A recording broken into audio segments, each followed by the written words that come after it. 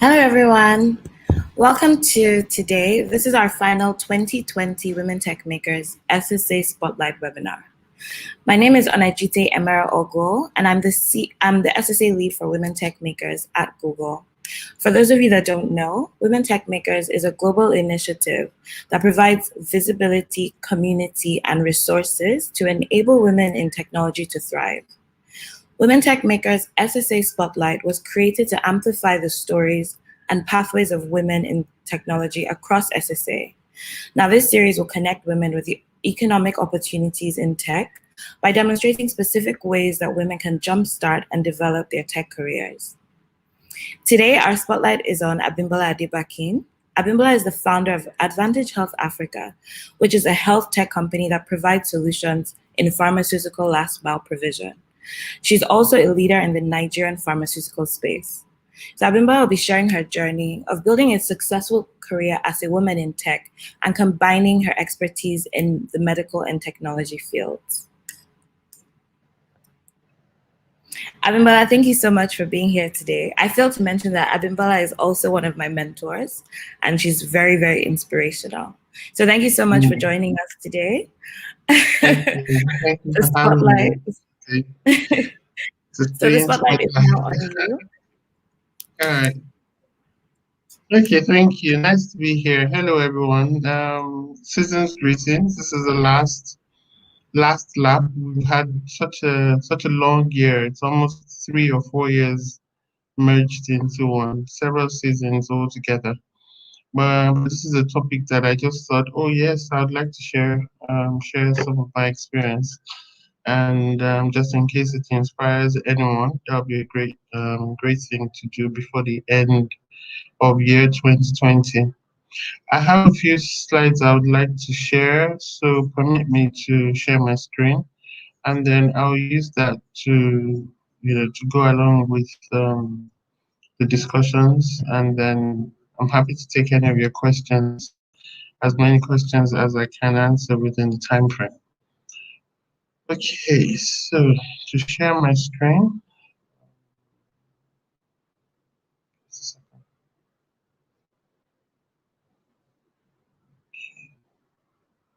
So I believe you can all see my screen here. Hello, GT, can you see my screen?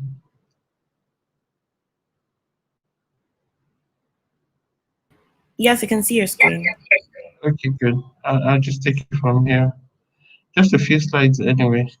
But just to mention that when I hear people call me a tech entrepreneur, I'm like, all right, I do use tech. I didn't see myself as a tech entrepreneur because then my one-sided view was you needed to code to be a techie.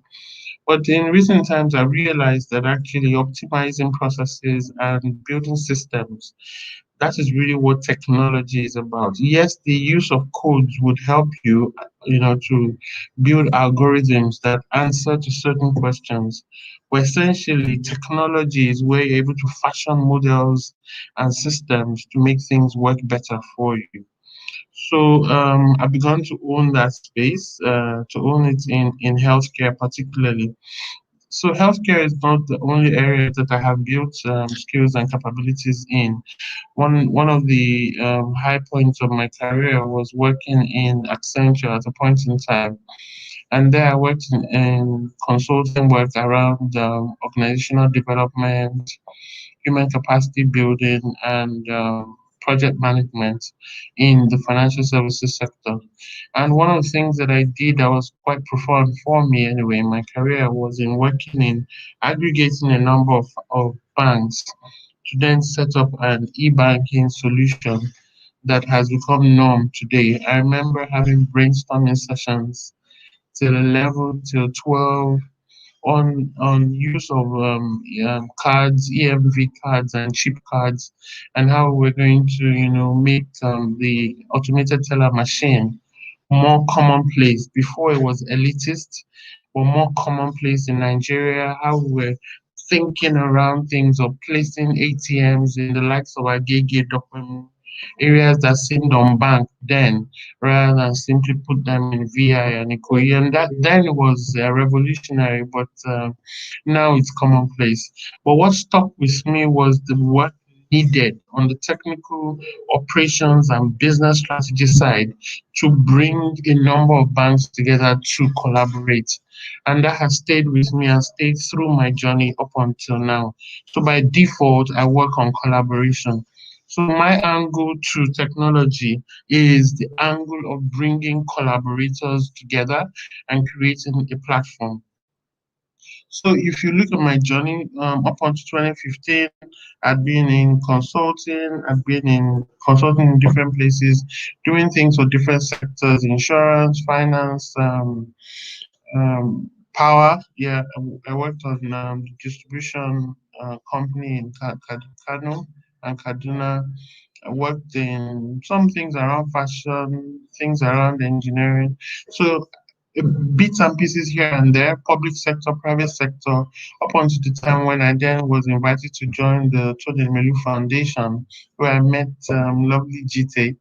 And I worked there and I thought it was a dream job because this was us doing something so impactful across Africa, and it was really worth it. I left then to try this idea of creating this platform business, starting with a shared online medicines platform because I just saw an opportunity to address inefficiencies.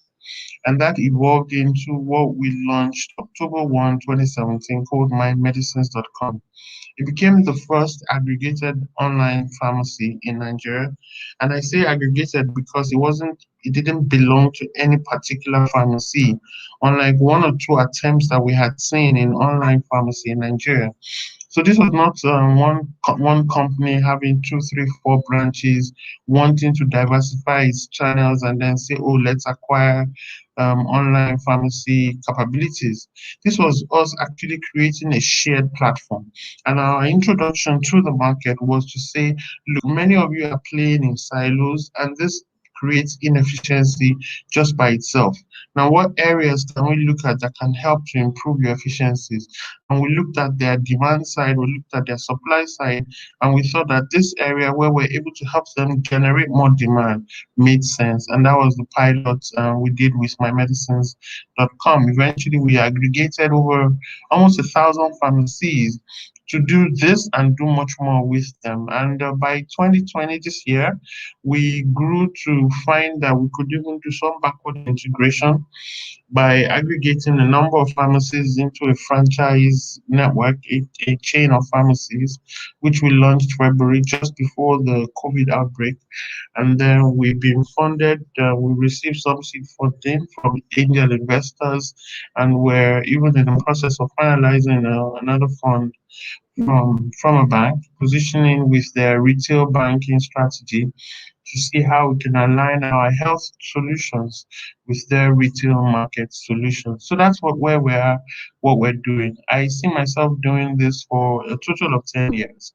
So starting 2017 to 2027, maybe then I'll go back and complete my doctoral aspirations where I left them, or start another one again. Topics change and all that, or do some mission work, some work that is again Pan-African in outlook and scope, but would definitely be enabled by technology. So what are the opportunities that I see in healthcare? Just like you can dimension a sector like oil and gas into upstream, midstream, downstream, and you can dimension another sector like agri into upstream, midstream, and downstream. I also began to dimension the pharma world into an upstream leg, midstream, and then the downstream. In downstream, where I play largely, is where you find the consumer interacting with the professional, and many people call that the retail pharmacy leg. That retail pharmacy leg is fraught with a lot of inefficiencies. And so, what we brought technology to come in to do was to find all of the gaps and mop them up, and then help to reduce costs, increase revenues, and provide a lot of, let's say, best practice in management so that those who were operating or operationalizing healthcare at that last mile could do so with more confidence and with less pressure, and they could do it with scalability in mind. So that's at the last mile. So I see opportunities in compounding, dispensing, in online ordering, in telepharmacy or teleconsultation, in online conferencing, with mobile vaccination. There's so many opportunities there in pharmacy and in clinics and in laboratories around gamification of care and monitoring and evaluation. Midstream, however, is an area that I'm deeply interested. And so when we launched the franchise, I saw how we could, in the midstream leg, actually bring together efficiencies again through technology. So areas around packaging, logistics, franchising, software development, data mining, product security. So you can track a product right from manufacturing to the end, producing something. You can use QR codes, RFID, and so on. E-learning and marketplace positioning, where a marketplace becomes a hub, but it's all virtual. And then upstream, there are areas in upstream where you can create advanced pharmaceutical ingredients that are applicable, herbal medicine research, hardware development, contract manufacturing. There's so many things in healthcare, but they all lend themselves to technology. So in the area that I play in, we found that we can, you know, apply technology to digitalize procurement, digitalized logistics, because this is an area that we haven't quite scratched the surface in healthcare. Inventory management, a lot of solutions are around that, but they're not integrated with the finance, the people development, the merchandising and branding, sales, and after sales. You see, this model is a model that I developed looking through, because if you want to apply technology, you might do it, with at the micro level or at the macro level. What I did was to look back and step back and say, at the macro level, what do we need in this leg of the sector? And that's where we came up with this model, and we've been using this model in coming up with solutions that are tech-enabled and solutions that are actually creating now an ERP that would really solve a lot of problems in the healthcare sector. Why healthcare? Why health tech? I think gaps are enormous. And I'll give you some statistics. Right now in Nigeria, it's been discovered that the rate of growth of non-communicable diseases is increasing in an alarming level. 10 years ago, it made up just 17% of disease burden in the country.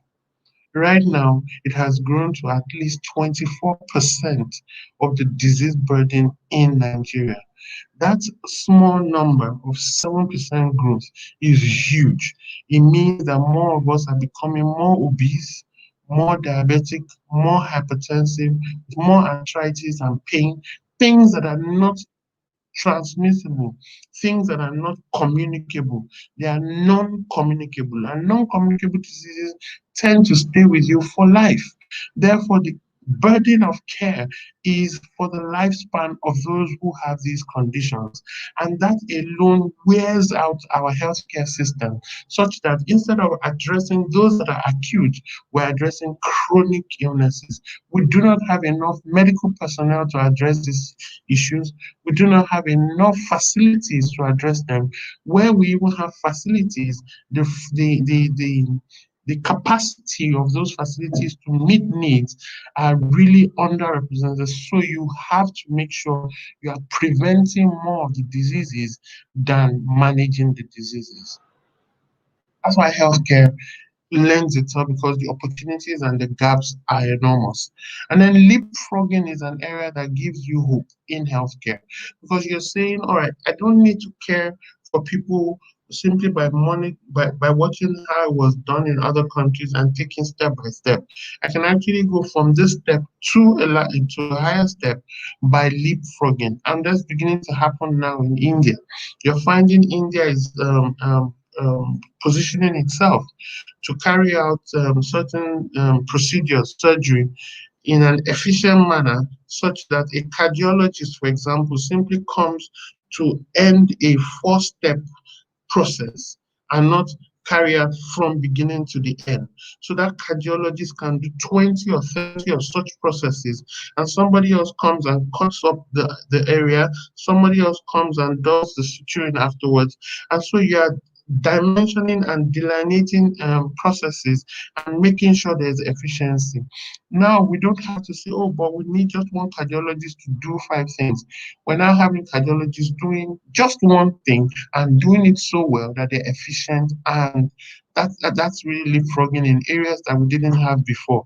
Now we can share facilities, share equipment, and instead of charging an arm and a leg, because there's better utilization, you can actually have more of the and more people accessing care.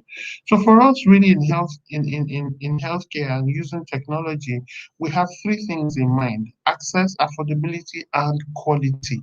If you can improve quality by efficiency as well as by specialization, if you can improve affordability by sharing platforms so that the unit cost reduces, and or by making access more affordable, by making it more convenient to pay, then we're addressing that. And also access. And access is the area that I believe that I, as a tech entrepreneur, have made my mark, because what I have seen is that there is you know how the concept of diffusion, moving from an area of high concentration to an area of low concentration. It isn't that the medicines do not exist at all in Nigeria. They actually exist, but they're existing in places that you wouldn't readily find. And so the case before was that people would go to pharmacies all around them. They would go to 4, 5, 6 pharmacies, not find the medication.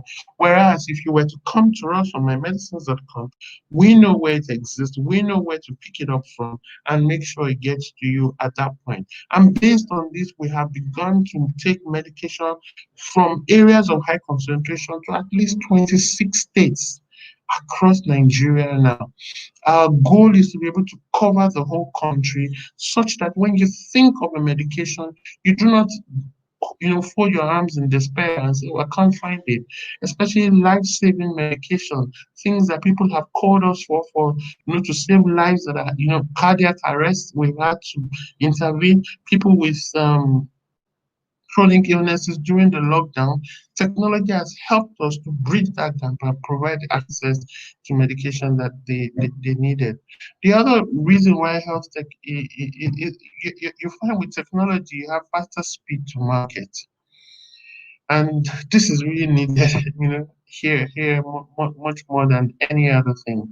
Because right now, I mean, the case of the COVID vaccine is just one where we've had to accelerate the production of vaccines and now find how you can get to market faster than before. And it can only just happen with technology. Technology is an enabler, and healthcare needs as many enablers as possible. It's not the only enabler that we need, which is one of the greatest enablers that we're finding is essential in healthcare. And then when you look at healthcare, you say, okay, why not? Why not healthcare? Why must all of the good stuff be happening in finance? We have fintech, we have mobile technology now, just jumping, and getting obsolete in just months. And I just thought, you know what, why not apply what I know from other places to where my base really is? And that's been the story so far. I thought beyond speaking about health, it's just that healthcare is a business, and in running a business, I just have a few nuggets that I would like to share with you, because you might also want to run your own business or work in a startup or a team that is, championing an area that hasn't been championed before. And in such a situation, what you find is that the team itself is the secret weapon.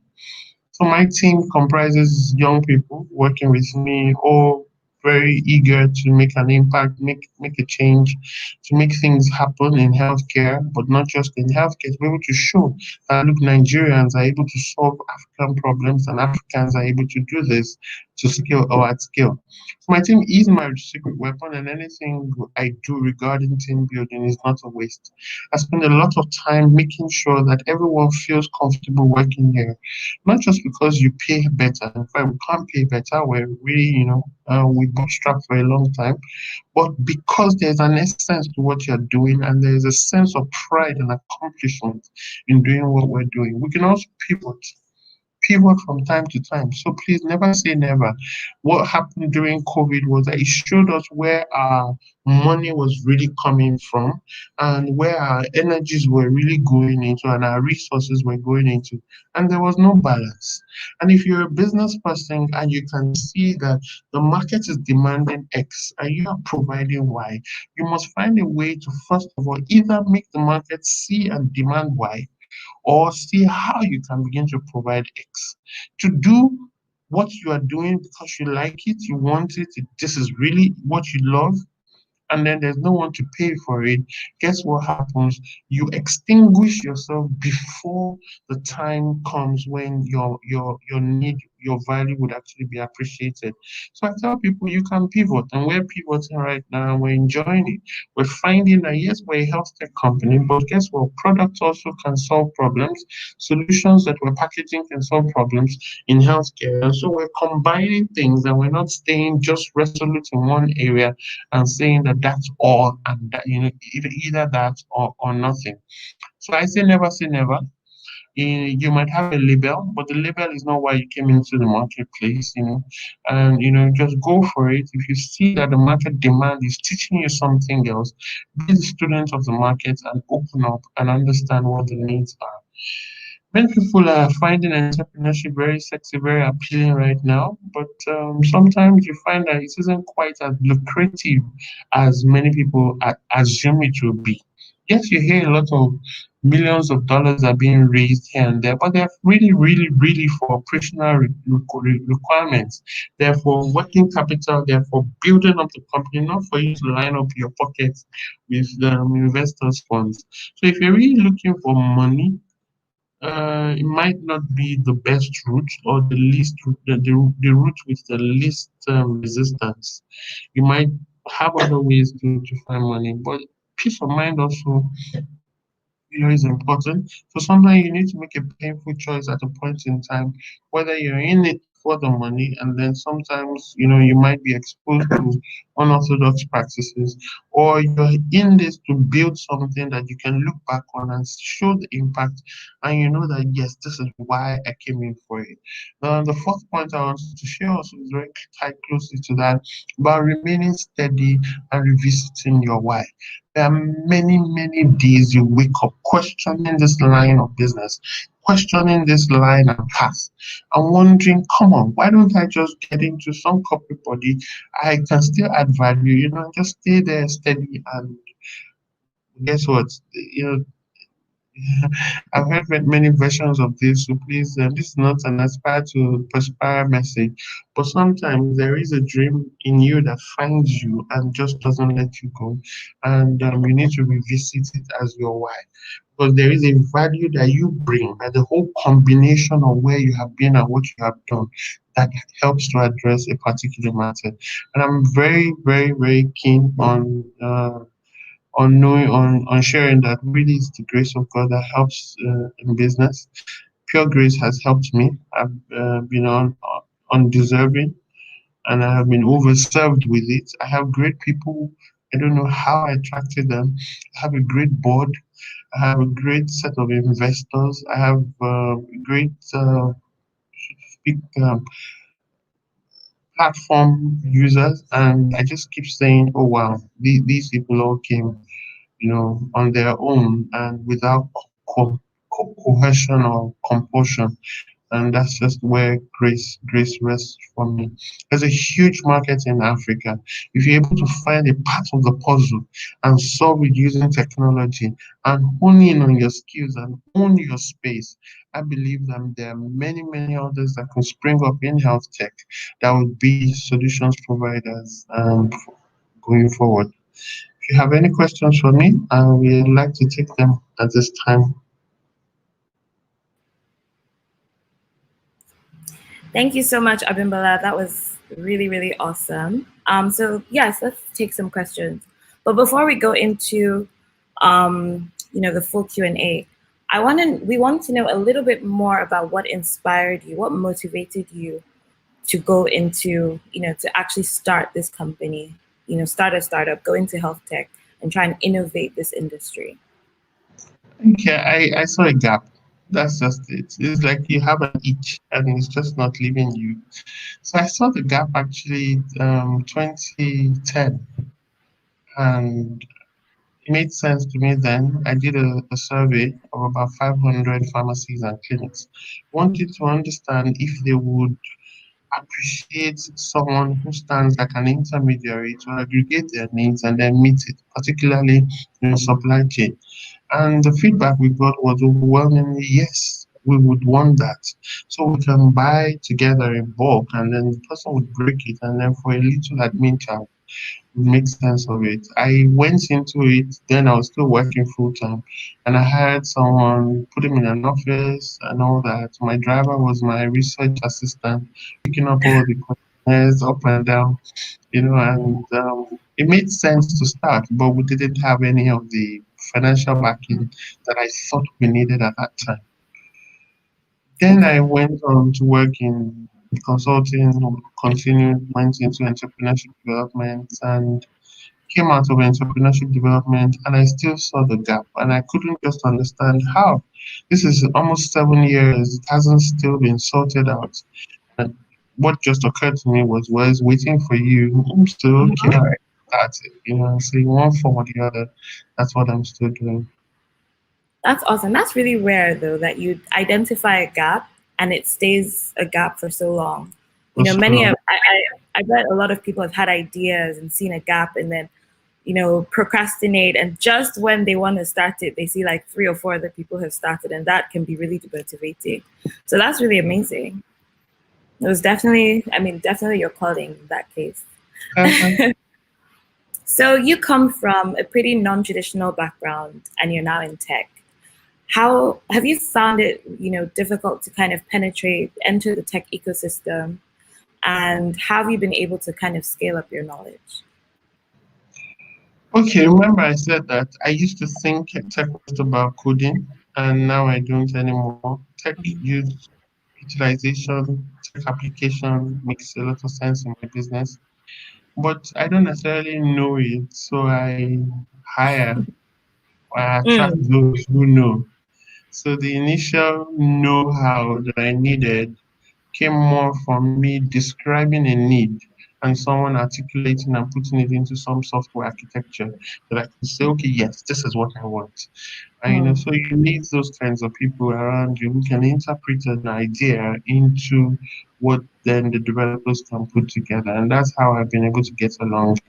I'm able, I think. So I find people That's or I think remember what I said about grace. I have been able to yeah. find and work with different people. I just seem to block a gap or sort out an issue that I have from time to time. Hmm.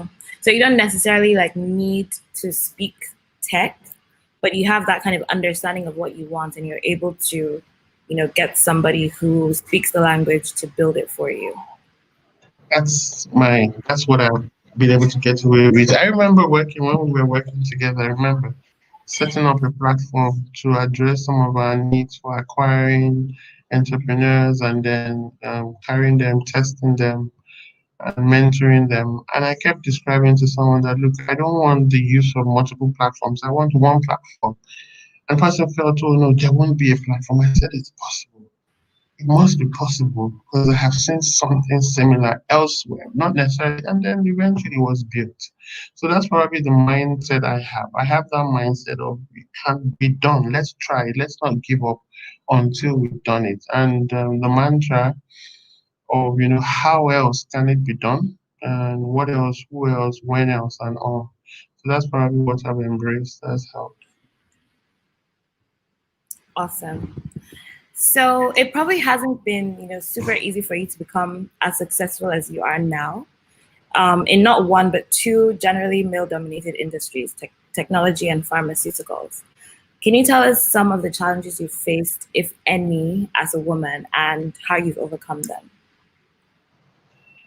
I think the realities of the woman is you have multiple roles you're facing at any point in time. So you're a mom, your wife, you're an aunt, you're a friend, and then you're a business owner.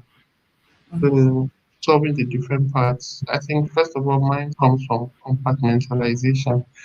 I think I'm able to compartmentalize well. I think I may be wrong, but I think. And then I've got this great. My mom is while building up my consulting career. My mom was always available to take on my son to help. My husband is also very understanding, not always, but very of how the needs of a business and interacting with different people. And then I think I'm young at heart, so I tend to interact with a lot of people just on the surface as it is. So I haven't had the hang of that you would have with my age. I'm almost 50, and I interact with people that are 20, 25, and so working with me. So we don't see ourselves from an age version, but maybe just from work. And as a female, maybe because I'm married and advanced in age, I don't have a lot of problems. I think some females are. And I think there's some gravitas attached to once you have that self this a courage that just you're not here for that, you're not here for play. Mm, Maybe that has helped. Maybe that has helped. I play when it's business, when we're not here to play. fair enough. And you said, I mean, advanced in age. Some would say that that was a disadvantage, but you've turned it into an For advantage me, for it was you. an advantage because I've seen several moons and several seasons. And then quite early when I started this journey, at the beginning I felt a bit disadvantaged entering into a room. I was being introduced to others in my field, and they were all very young, very new, newly graduated. For some reason, I came across an article about how you had more successes with people in their 40s. So I grabbed that. Good, yes. It appears that in your 40s, you seem to have failed in several other things, and then now is you are bringing a body of experience that comes to bear this new business. And for me, maybe that's the reality. Actually, it now just makes sense. The diverse things I've done in my career, I've done all sorts of, and then coming up to this stage, they all seem to make sense. When I say some things, my team would like, how did you know that? Oh, I said, "Oh, I did one project, in Greek and all that. Okay. And then how do you know that? Oh, well, when I did a project for NHIS, so all of that arsenal helps with coming up with some stability and ideas at times of pressure. Yeah. So I guess that comes with having like many like feathers in your cap and some failures under your belt that you can dust yourself off and be like, yeah, I learned from that. I learned from that. I learned from that. I still get surprised. I get surprised and embarrassed sometimes, but then we're doing it. We're doing it. Okay. So, I mean, in that case, how would you advise someone in the middle or, pretty advanced in their career that wants to pivot into, the tech and startup space? What would you tell them? There's a good ecosystem emerging now, and what I see is that it's a collaborative ecosystem. If it was not collaborative, it will be tougher to penetrate and come in. What I find is that because each person is doing just one small bit, let me give an example. So Life Bank is doing blood, and they're moving blood, and then they've not yet covered the whole of Nigeria. So it's possible that you can collaborate with them or shadow them and then find where there are gaps and then you can be there. The doctor is doing hardware as a service. So it's like it's doing like an Airbnb for hospital. And it's huge ideas, many ideas, but you need collaborators. what we found in mymedicines.com, my pharmacy, and all we do in Advanced Health Africa is we've taken our own space and we're owning that space. So when an HMO comes, I think we're probably the largest collaborator with HMOs right now in Nigeria. We've got 11 HMOs who use us for the last mile provision of medication for their enrollees. When you find teleconsulting, telemedicine providers, we're the ones that they come to for that last mile. So we position ourselves as collaborators. So maybe that's where others could start with as well. Own a tiny space and then be the one that says, look, I'm available to fill that particular need of yours. I'm specializing here and I'll keep improving and using technology to make it more efficient rather than you being the jack of all trades. I have picked one trade and then I'm your go-to guy.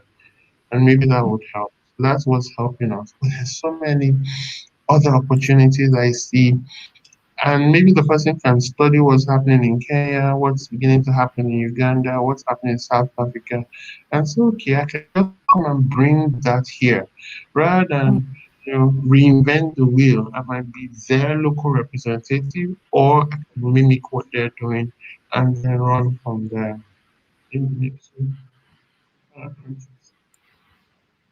Okay, cool. Thanks, Abimbola. So I have another question. How do you balance your work around advocating for innovation in the pharmaceutical industry with your day-to-day running of your startup? Do you find any conflicts between the two, or do they just complement each other very well? They do complement each other. I think the role of a CEO of any company is also to be the face of the company. And I'm not your outgoing extroverted person. So it just happens to be that for each opportunity I have to speak about healthcare or health tech or what we do, I'm also being the face of the company. So that's complementing my work as a CEO. Sometimes it can take away from doing the work. So you just have to be careful with too many of these. But because I also have years of experience in consulting and some kind of reputation from before I joined and did this work, that also helps to lend, some credibility to the advocacy that I do. And the network that I built and I'm still building is also very helpful to be able to be that voice that they need. So when international bodies want someone that's female speaking at my health tech, they call on me. I speak about this because it's what we do, and then also because I'm seen more as a collaborator. People hearing myself sound like a broken, but people tend to trust that okay, I'm not going to go there to stab them. I am here to actually bring more attention to the fact that healthcare is beyond the building of hospitals and buying of drugs. We must begin to use technology to leapfrog and complement the traditional brick and mortar. That's one of the essence of my own advocacy. Okay, so who are some of the stakeholders, in this ecosystem that you work in? Stakeholders as in operators or other health tech innovators or I think all of the above, like the stakeholders that you interact with the most, the challenging ones, the super supportive ones. In a nutshell, who are some of these? I actually have a dashboard of some operators, but so in pharma, there are quite a number that are beginning to do things. There's shelf life stores, there's drug stock, MedSafe, and Chrono. They're all doing things in pharma. Those we collaborate with, I particularly collaborate with Doctora because they do things in clinics, bringing clinics together to mop up their excess capacity and then finding doctors to use that capacity. And when the doctors then raise prescriptions, they need us to help to fill that. So we collaborate at that level. There's Gero Care. Gero Care has found a large database of doctors that he deploys across Nigeria simply to go and meet the elderly at their home on a routine basis. Instead of waiting for the elderly to break down or have a health issue, they go routinely. And then when they raise the prescriptions, we fill some of those prescriptions. So that's what Care does. You have maybe I should be looking at the slides. We have Health Connect, it's a telemedicine platform, 24 hours, speak different languages. Again, they serve HMOs and we serve HMOs, so we just found a way of collaborating. A number of HMOs are beginning to embrace technology also. So during the lockdown, you found that a message we had been canvassing all along, your chronically ill patients or patients that we can deliver medicines to them at work or in the house or can pick up, can use us. And then they, it just was as though they just heard our voices during the lockdown, and that's helped. That's a line of business for us that has grown, astronomically. What else? In the space, we're also advising the regulators on actually putting in place a code or a set of codes or guidelines to promote Mhm. ethical practice in online pharmacy. We lent our voices to some white papers that have been drawn up. So regulators, the media keeps wanting to know what's going on and all, talk to them, engage them. There's a hub I belong to called the Health. In there, find all sorts of health practitioners, specialists, physiotherapists, nurses, all sorts. We just gather together to work. And this is really, if you know a little about the healthcare sector, it's known to be polarized, where the doctor is Oh, here away from every other person. You find a yeah. lot of infighting and lack of collaboration. And to us in the health hub, we overcome that because we see a bigger pie. We see that if you keep creating a big pie, and the bigger the pie gets, the more everybody gets. So why fight when Nigeria is underserved right now? Yeah. Africa is underserved. So the few of us that are staying back really need to work together to create a big market and make sure healthcare is not just seen as a social service, but really a business as it is in other countries, but we're doing it with hindsight. Okay.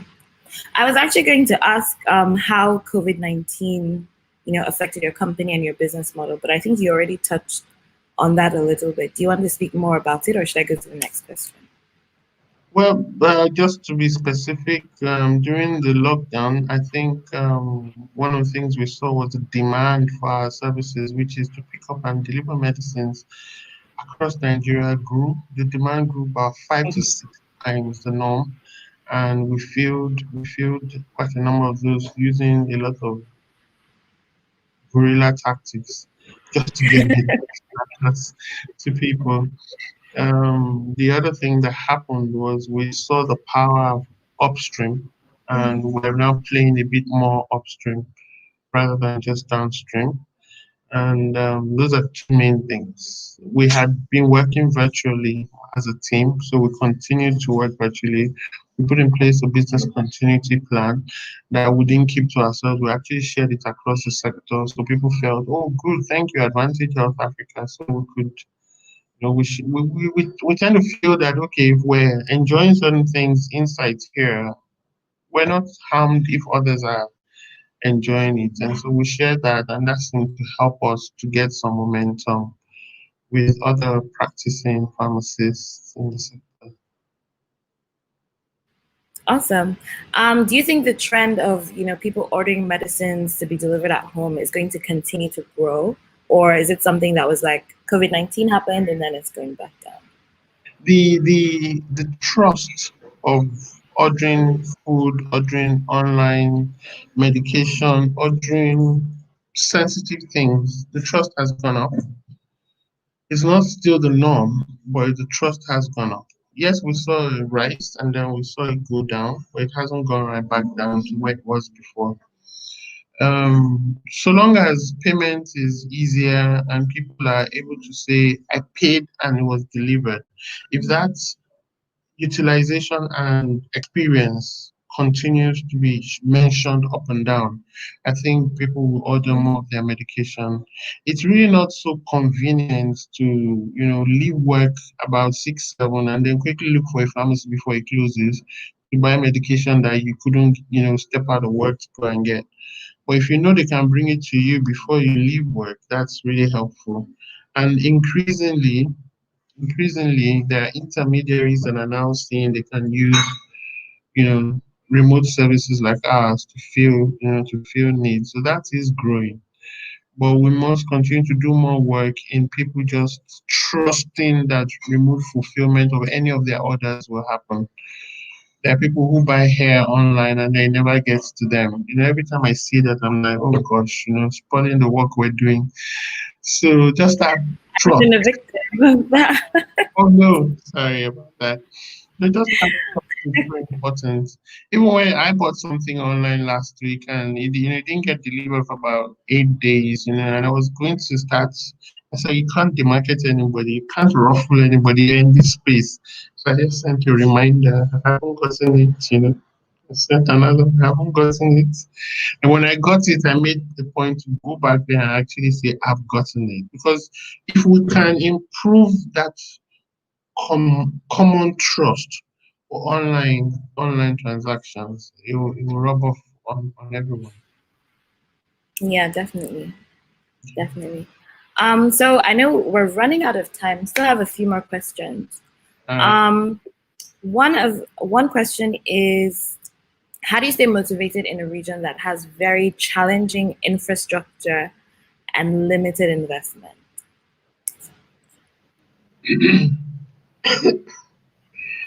Without naming names.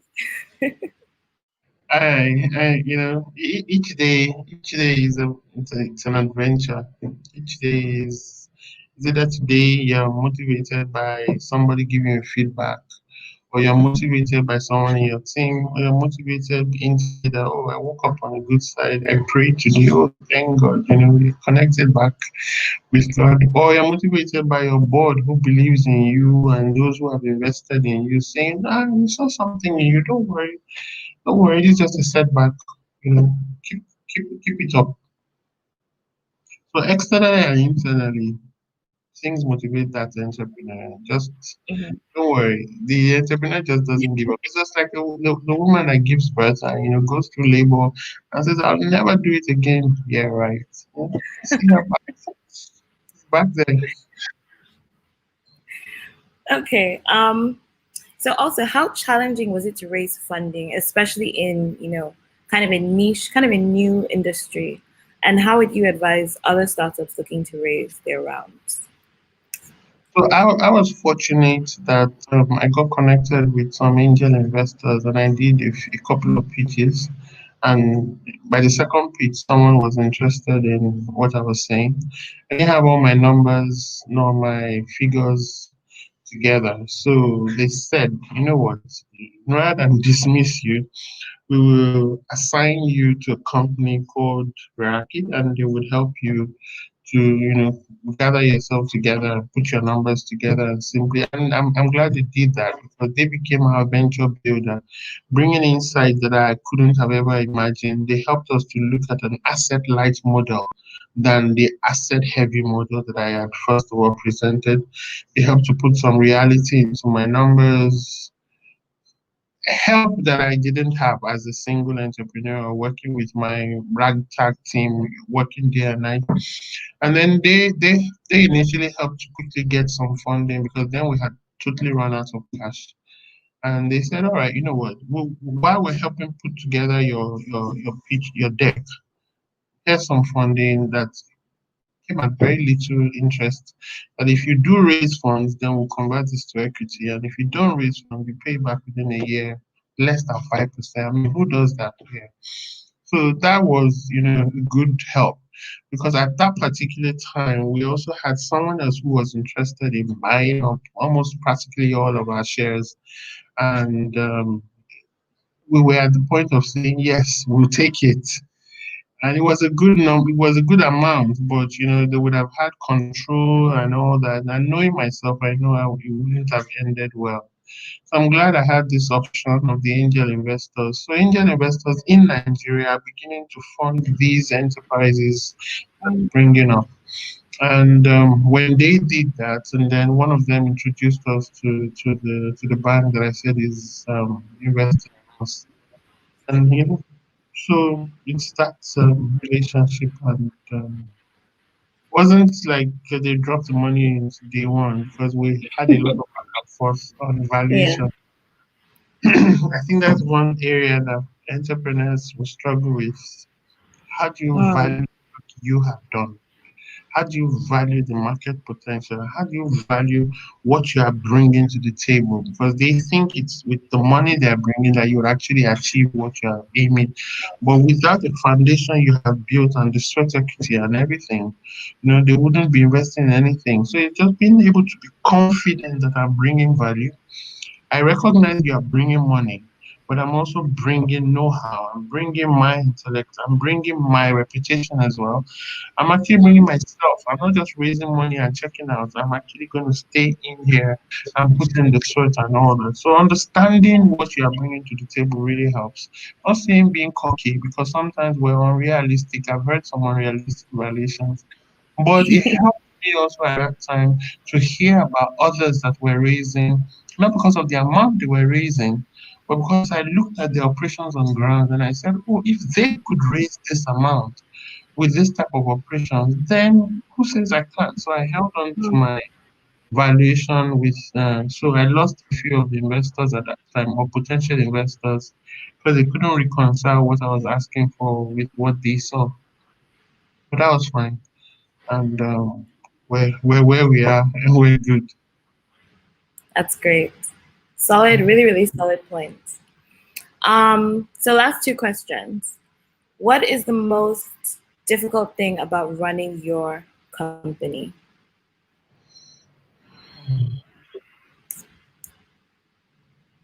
I think there's so many opportunities. Sometimes streamlining and just focusing is difficult.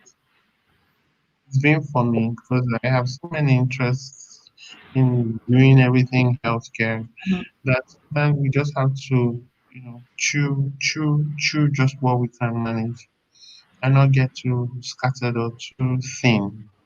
So streamlining right now is what we're going to. When I say we're pivoting, we're actually cutting off certain things. Last week I had to send out a memo letting go about 14 people. What I said was, you know what? If we find opportunities, consulting opportunities for you, we will definitely put in a word for you. And rather than the 1 month cutoff, I'm giving them 2 months leave so they can find something else to do. Are they bad? No, not at all. It's just that we're cutting off that line of business. And if Mm. you're cutting off that business, you have to cut off. Yeah. So that's difficult. Making those human capital decisions that are, they are the ones paying rent at home, and then you just have to do what you have to do. So that's a bit difficult. And then streamline. So those two things are important. Okay. And a final question from us. So, here at Women Tech Makers, we are focused on creating a world where all women can thrive in technology. And today, the spotlight is on you. So, based on your experience, what do you think is needed to make this happen? I think bringing more examples of different types of women in tech so that everybody doesn't think that it's one type. I think if you bring more of those of us who are from, just we come from different moves. Oh, I think if Abimbola can do this in tech, okay, in healthcare, maybe I can do it in insurance tech. Maybe I can do what she's doing also in fashion tech or whatever. They're different, they're different modes. That's one thing. And showcasing the diversity is really important. And you'll be able to relate with at least one person. Then creating more avenues for low pressure interactions. They help because then you can share where it's not so glossy, not so glamorous. and people don't think that they need to fall out and do other things immediately. They're waylaid by all sorts of pressures and challenges. So that helps. And I think where you work definitely is helpful to show what is available for women to access and giving preferences where possible. I'm not an advocate for preferences. Yeah. Where it's possible, why not? Okay, thank you. 3 solid points. Thanks, Abimbola. So Thank that's you. all the time we have for today's Spotlight session. Thanks to everybody that joined, and a big, big, big thank you to Abimbola for sharing your knowledge and your journey with us today. My If pleasure. If anyone would like to learn more about women tech makers, please check out our website, womentechmakers.com. You can follow us on social media. We're on Twitter and Facebook. And you can join a community near you or become an ambassador. All the details are available on our website. Please also subscribe to this channel and watch some of our previous Spotlight episodes that you may have missed. And of course, if anyone wants to connect with Abimbola, how can we connect with you? I'm quite active actually on Twitter. Oh, I'm my own standards active and Instagram. I'm just you can go to my DM, say hello, say something. I will Awesome. respond. Awesome. So Abimbola is on Twitter at AO Adebakin, sorry. And also on Instagram, Abimbola_Adebakin. So thank you so much, Abimbola. It's been a pleasure having you today. Thank you. Bye. Bye. Bye, everyone.